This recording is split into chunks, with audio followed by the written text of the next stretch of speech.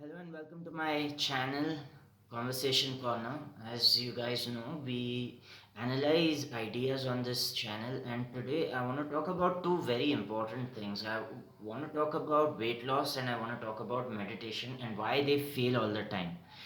Now, when any time something becomes popular, it's because there is a need for it.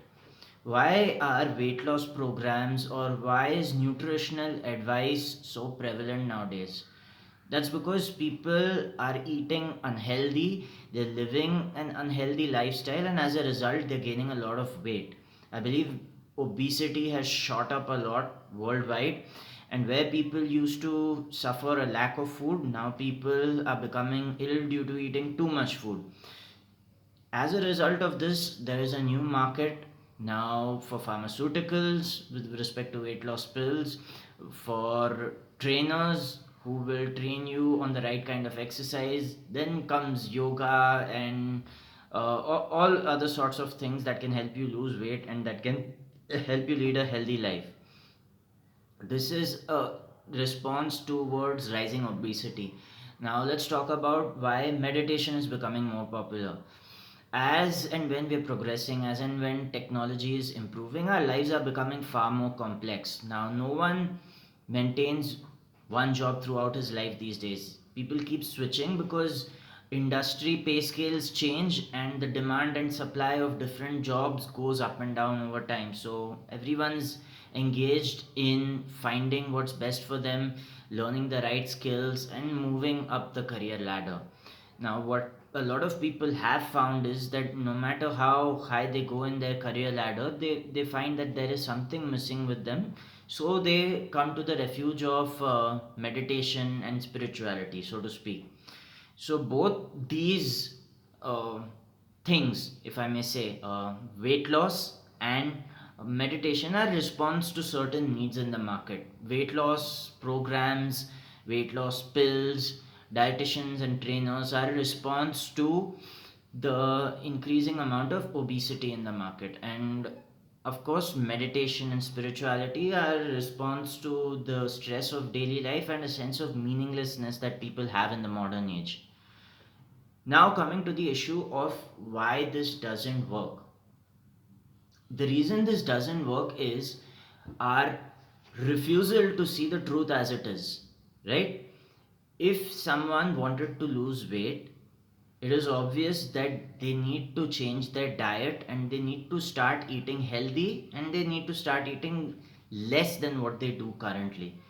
Obesity is caused by excess fat storage or excess calorie storage in the body. So, of course, if you're burning more calories than you're taking in, or if you've reached that optimal stage where you're neither gaining nor losing, you stay at a stable level. But if you are obese, what you need to do is you need to eat in such a way that over a period of time you lose weight. So this involves staying away from excessive sugar and excessive carbohydrates and staying away from overeating in general.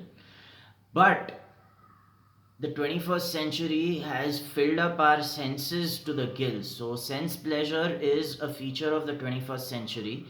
Everyone wants to go out to restaurants maybe every weekend, and now we are used to even home delivery from Zomato. So we are used to eating all the food that is not conducive to losing weight. But losing weight is something we say we want to do. So, as a result, we want to know how to eat the crappiest of foods and how to lose weight.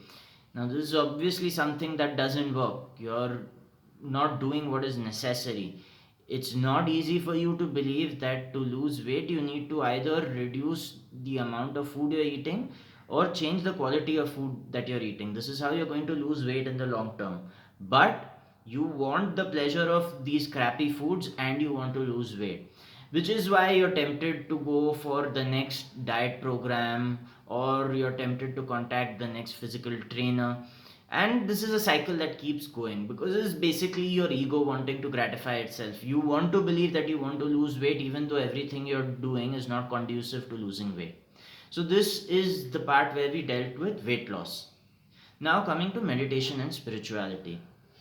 We have been taught long ago by our ancient seers that the cause of stress in human life is chasing pleasure and avoiding pain, which is why people love reading fiction books. It transports them to another world.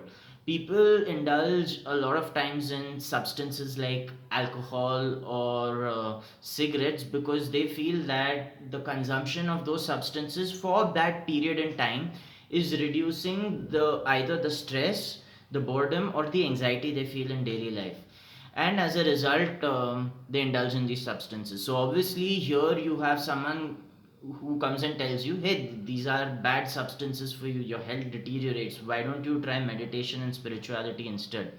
And on the surface of this seems to be very sound logic.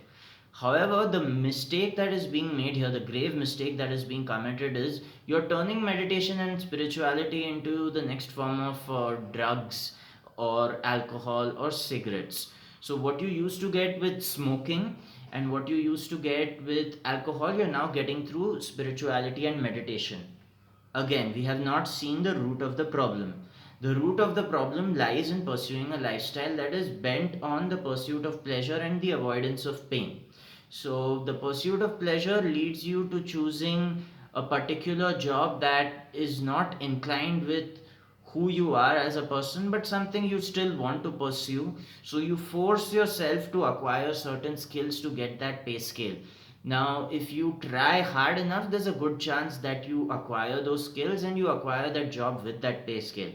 However, payment comes just once a month. At least in India, people are paid on a monthly basis in the white collar job. So for 30 days in a month or for 29 days, whatever the case may be, you are now stuck in an activity that you don't inherently enjoy, but that is necessary for you to meet your lifestyle needs, right? So for those 30 days that you are meeting your lifestyle needs, you are using spirituality and meditation as a cop out to cope with the stress of your job. This is the biggest scam right now that exists in the meditation and spirituality field. These techniques of meditation and spirituality are being used like anyone uses cigarettes and alcohol to cope with the problems or stress and anxiety of daily life, instead of getting at the root of the problem, which is choosing a profession not suited to you simply because you want to meet a certain lifestyle.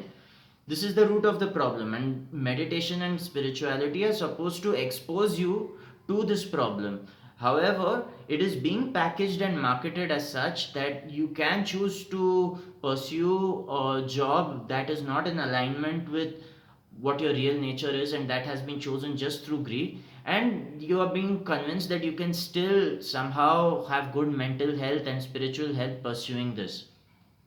Of course, the ego wants to indulge in sense pleasures and wants to feel that it can pursue the wrong profession and continue with its spiritual practices, which is why people go from seeker to seeker, which is why people go from meditation technique to meditation technique, which is why people go from guru to guru, and they're still unsatisfied. The root cause of the problem is either ignored, not acknowledged, or completely out of awareness, right?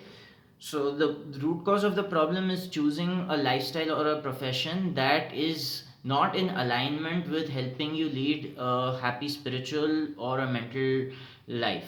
But of course, lifestyle needs take importance, and we feel that we can have it all. So we want to continue in the wrong profession and we want to continue with our spiritual practices, which is why these spiritual practices become the new alcohol and drugs or cigarettes, whatever you want to say, and this cycle continues. So I have explained the concept of why people are failing with respect to weight loss and why people are failing with respect to their mental health and spiritual practices. It's basically a refusal to see the truth as it is and say that we have certain compulsions, we can't leave them right away.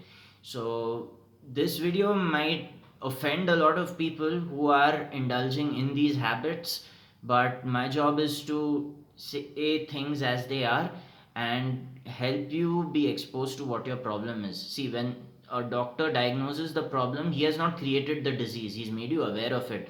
Now what you choose to do with it is up to you.